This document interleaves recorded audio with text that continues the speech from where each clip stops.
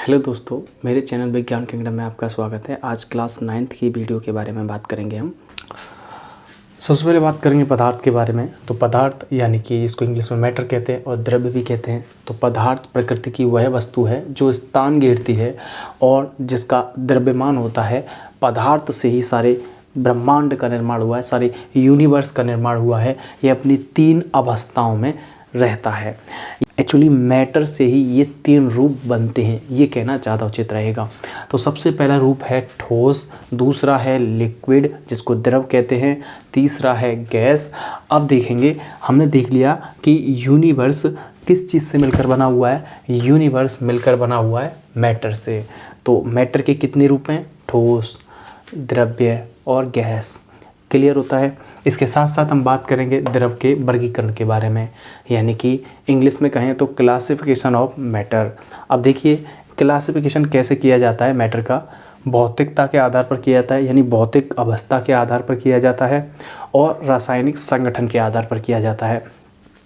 तो जब रासायनिक संगठन के आधार पर करते हैं तो हमें शुद्ध द्रव और मिश्रण देखने को मिलता है। अगर शुद्ध द्रव में देखें तो तत्व होता है और यौगिक होते हैं, लेकिन अगर मिश्रण में देखें तो समांगी और विषमांगी। इस प्रकार से हमने द्रव्य यानी मैटर को रासायनिक संगठन के आधार पर डिवाइड कर दिया। लेकिन सबसे ज़्यादा इम्पोर्टेंट जो है वो भौतिक अवस्था के आधार पर, यानी भौतिक अवस्था के आधार पर हमें 3 फॉर्म देखने को मिलती हैं। सबसे पहली है ठोस, दूसरी है द्रव, तीसरी है गैस। अब बात करेंगे हम ठोस के बारे में। सबसे पहले ठोस की परिभाषा के बारे में बात करेंगे।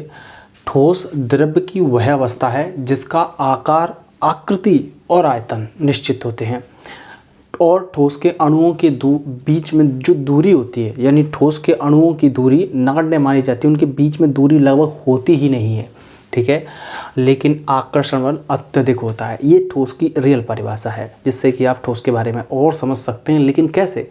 यदि ठोस के गुणों को पढ़ते हैं तो।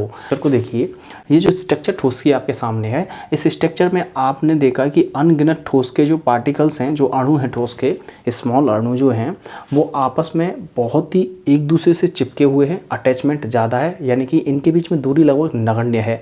दूरी इनके बीच में है नहीं है। इनके बीच में रिक्त स्थान नहीं पाया जाता। इनके बीच में कोई स्वतंत्रता नहीं है। स्वतंत्रता मतलब एक दूसरे से फ्री होके मूव कर सकें, वो वाली क्वालिटी इनके अंदर नहीं है। यानी कि सभी अणु आपस में अटैच हैं, बंधे हुए हैं बुरी तरह से। किससे? एक आकर्षण बल होता है जिसको बोलते हैं अंतरा आणविक आकर्षण बल, यानी कि 2 या अधिक अणुओं के बीच में लगने वाले बल को अंतरा आणविक आकर्षण बल बोलते हैं। इंग्लिश में इस बल का नाम है inter molecular attraction force. Inter molecular attraction force जो इसका नाम है, वो इन सभी अणुओं के अंदर फिलहाल मौजूद है। इसकी वजह से ये अणु अपना स्थान नहीं छोड़ सकते। ठोस की स्ट्रक्चर इसलिए हमेशा बनी रहती है। यही कारण है ठोस की आकृति और आकार हमेशा बने रहते हैं। तो इनके अणुओं के बीच में हमेशा गतिज ऊर्जा नगण्य होती है, यानी कि बिल्कुल भी गतिज ऊर्जा नहीं पाई जाती। गतिज ऊर्जा तब मिलेगी जब ठोस को गर्म किया जाएगा। ठोस को गर्म करते हैं तो ठोस पिघलना शुरू कर देता है, और उसकी वजह से उनके अणुओं में हल्की सी बहने का भी गुण देखने को मिलता है, और नॉर्मल कंडीशन पे गति देखने को मिलती है। तो आगे देखिए, ठोस के गुणों को बारी बारी से हम एक्सप्लेन करते हैं। सबसे पहला गुण है ठोस का आकार निश्चित होता है। उसका भी रीजन इंटरमॉलिक्यूलर अट्रैक्शन फोर्स है।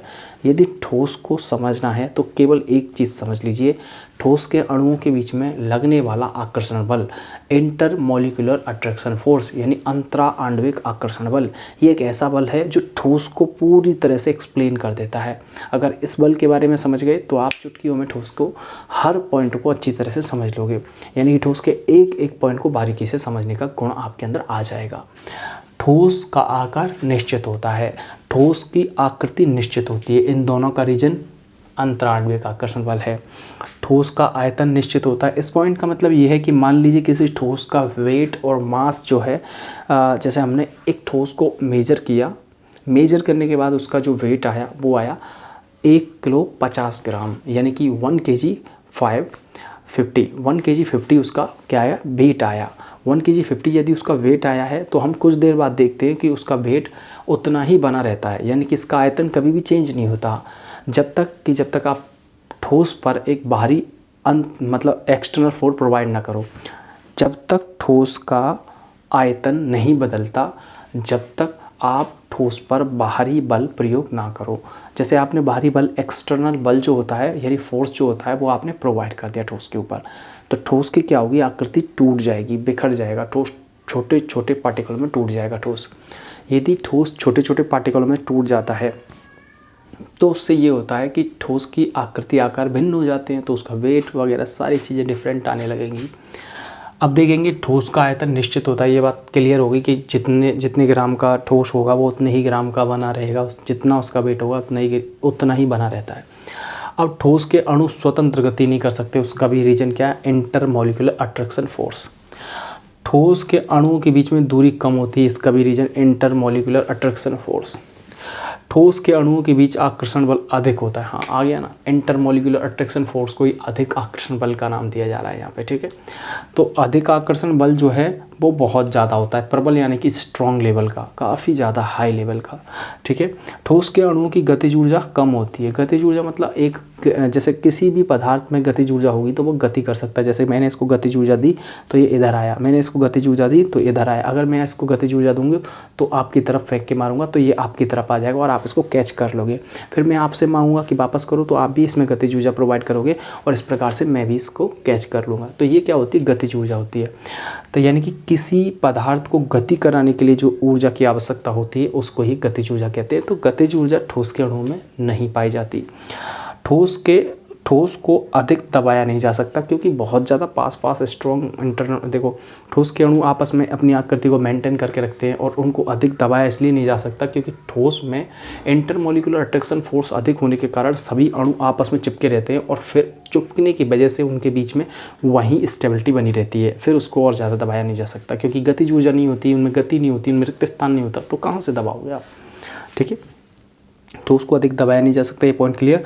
ठोस को गर्म करने पर वो फैलते हैं और ठोस के टुकड़े भी किया जा सकते हैं। यदि कोई ठोस है, अगर आपको बहुत ही पावरफुल एक्सटर्नल बल आप किसी ठोस पर प्रोवाइड करते हो तो ठोस के टुकड़े भी हो सकते हैं, छोटे छोटे टुकड़ों में भी बदल सकता है ठोस। अब देखते हैं द्रव के बारे में। द्रव को इंग्लिश में लिक्विड कहते हैं और द्रव्य की वह अवस्था है, यानी कि मैटर की वो अवस्था है जिसका आकार और आकृति अनिश्चित होते हैं, निश्चित नहीं होते, अनिश्चित होते हैं। आयतन निश्चित होता है, देखो आकार आकृति अनिश्चित होते हैं लेकिन आयतन निश्चित होता है। और द्रव के अणुओं की जो दूरी होती है ठोस के अणुओं से थोड़ा सा ज़्यादा होती है, यानी इनके अणुओं के बीच में दूरी ज़्यादा होती है। ठोस के अणुओं के बीच में तो दूरी की बात ही मत करो क्योंकि नगण्य होती है उनके अणुओं के बीच में दूरी। और लेकिन आकर्षण बल ठोस से कम होता है, यानी कि यहाँ आकर्षण बल ठोस के अणुओं से थोड़ा सा कम है, वहाँ पे ज़्यादा था, यहाँ कम है। अब आगे द्रव के गुणों को अगर पढ़ते हैं तो द्रव्य की और सारी चीज़ें समझ में आती हैं, यानी लिक्विड की काफ़ी सारी चीज़ें अंडरस्टैंड होंगी हमको यदि हम इन सभी गुणों पर स्टडी करते हैं। तो सबसे पहले स्ट्रक्चर को देख लेते हैं। यहाँ जो स्ट्रक्चर मैंने आपके लिए बनाई है, इस स्ट्रक्चर में हमने देखा कि द्रव के जितने भी पार्टिकल्स, जितने भी अणु हैं छोटे छोटे, उन सभी अणुओं के बीच में थोड़ी सी दूरी है और इनके बीच में रिक्त स्थान भी है। इसी की वजह से ये एक दूसरे से थोड़े थोड़े स्वतंत्र भी हैं और यदि इसको गर्म करेंगे तो ये बॉइलिंग शुरू कर देते हैं। क्यों? क्योंकि इनके अणुओं के बीच में गतिज ऊर्जा आ जाती है जिसकी वजह से ये बॉयल होते हैं। और बॉयल होने का मतलब है ये अपने एक जगह से छोड़कर दूसरी जगह पे उत्तेजित होना शुरू कर देते हैं। यानी कि यदि हम इसको गर्म करेंगे तो अपनी एक साइड को छोड़कर ये वाष्पित भी हो जाते हैं द्रव के अणु, ठीक है। तो द्रव के अणुओं में वाष्पन वाला गुण अच्छा पाया जाता है। ऐसा नहीं है द्रव के अणु कि पिघलते हों ठोस की तरह, नहीं, इनके अंदर सीधा वाष्पन वाला गुण पाया जाता है। पहले बॉइलिंग होगी यानी उबलेंगे, उबलने के बाद में सीधा वाष्पन देखने को मिलता है। चलिए इन गुणों के बारे में बात करते हैं कि द्रव के क्या क्या गुण होते हैं। सबसे पहला गुण है द्रव का आकार अनिश्चित होता है। बिल्कुल, द्रव का आकार इसलिए अनिश्चित होता है क्योंकि किसी भी शेप का द्रव नहीं माना जा सकता। जिस कंटेनर में आप रखोगे उसका ही आकार और आकृति ग्रहण कर लेता है। इसीलिए कहते हैं कि द्रव का आकार और आकृति अनिश्चित होते हैं क्योंकि जिस बर्तन में आप द्रव को रखोगे उसी बर्तन का आकार और आकृति ग्रहण कर लेता है द्रव। इसलिए कोई पर्टिकुलर इसका साइज और शेप नहीं माना जाता। शेप एंड साइज पर्टिकुलर नहीं माना जाता। अब आगे देखिए, द्रव का आयतन निश्चित होता है। बिल्कुल, द्रव का आयतन निश्चित होगा। जिस कंटेनर में आप 1 लीटर जल रख रहे हो उसमें वो 1 लीटर ही रहेगा। उस जल को जिस कंटेनर में आप 1 लीटर जल रख रहे हो उस कंटेनर से निकाल के किसी दूसरे कंटेनर में रख दीजिए, किसी दूसरे बर्तन में रख दीजिए, तब भी वो 1 लीटर ही जल रहेगा। ठीक है, तो द्रव्य जो होता है आयतन अपना निश्चित रखता है।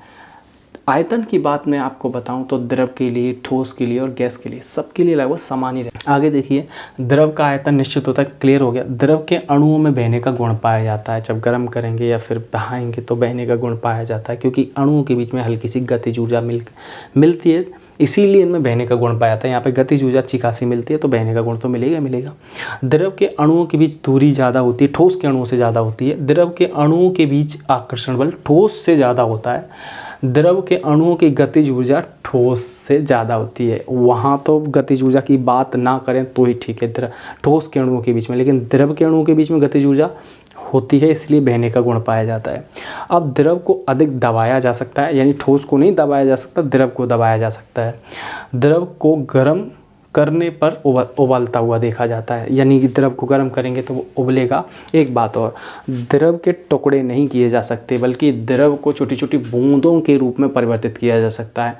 जैसे ठोस पर अगर भारी बल उपयोग किया जाए तो ठोस के छोटे छोटे टुकड़े हो जाते हैं, लेकिन ऐसा ही यदि हम द्रव्य के साथ करते हैं तो द्रव्य के ना तो टुकड़े होते हैं ना कुछ, बल्कि छोटी छोटी बूंदों के रूप में परिवर्तित हो जाता है द्रव्य। और गैस द्रव्य की वह अवस्था होती है जिसका आकार और आकृति अनिश्चित होती है। ठीक वैसे जैसे द्रव्य यानी लिक्विड की आकार और आकृति अनिश्चित होती है, ठीक उसी प्रकार से गैस की आकार और आकृति भी अनिश्चित होती है। अब आगे देखिए, इसका आयतन निश्चित होता है और गैस के अणुओं की दूरी सबसे ज़्यादा होती है। और यहाँ आकर्षण बल की बात करें तो सबसे कम या होता ही नहीं है, बिल्कुल मना ही कर दो, होता ही नहीं है। ठीक है, आकर्षण बल होता ही नहीं, इसलिए तो सभी अणु स्वतंत्र रूप से गति करते रहते हैं। अब गैस का आकार अनिश्चित, गैस की आकृति अनिश्चित, गैस का आयतन भी निश्चित होता है। ये पॉइंट समझ चुके हैं आप लोग, आकार आकृति अनिश्चित क्यों होती है, क्योंकि किसी भी बर्तन में आप रखने की कोशिश करिए उसका ही शेप एंड साइज ग्रहण करने वाले होते हैं द्रव और गैस, इसलिए इनकी कोई पर्टिकुलर शेप एंड साइज नहीं होती है। ठीक है, अब गैस का आयतन निश्चित होगा, यानी कि आपने जितनी लीटर गैस भरवाई होगी उतनी ही लीटर गैस रहने वाली है। अगर आप उसको लीकेज कर दो या फिर उसको खोल दो तो गैस का आयतन कम हो जाता है। ठीक है, गैस के अणुओं में बहने का गुण सबसे ज़्यादा पाया जाता है। गैस के अणुओं के बीच की दूरी सबसे ज़्यादा होती है। गैस के अणुओं के बीच आकर्षण बल सबसे कम होता है, या बिल्कुल ऐसा बोल दीजिए होता ही नहीं है। ठीक है, हाँ, गैस के अणुओं के बीच आकर्षण बल होता ही नहीं है, ये कहो तो बेटर है। गैस के अणुओं की गतिज ऊर्जा सबसे ज़्यादा होती है, इसीलिए पहले से ऑलरेडी गतिज ऊर्जा सबसे ज़्यादा है, और गर्म कर दो तो और बहुत तेज़ी से गति करने लग जाएंगे। यानी कुकर में अगर कोई खाना पक रहा है तो उसके अंदर जल्दी इसीलिए पक जाता है क्योंकि उनकी काइनेटिक एनर्जी बार बार भोजन के अणुओं से टकराती है और भोजन को उन सभी अणुओं के अंदर अधिक ऊर्जा होती है, भोजन जल्दी पक जाता है। ठीक है, अब गैस को अधिक दबाया जा सकता है, सबसे ज़्यादा दबाया जा सकता है, बल्कि गैस को गर्म करने पर बहुत तेज़ी से फैलता हुआ देखा जाता है। यहाँ स्ट्रक्चर देख लीजिए, गैस के अणु हैं, ये सभी एक दूसरे से पूर्ण रूप से स्वतंत्र होते हैं। एक अणु यहाँ है, एक अणु वहाँ है, ना जाने कहाँ है, बोले हियर देयर एवरीवेयर। ठीक है,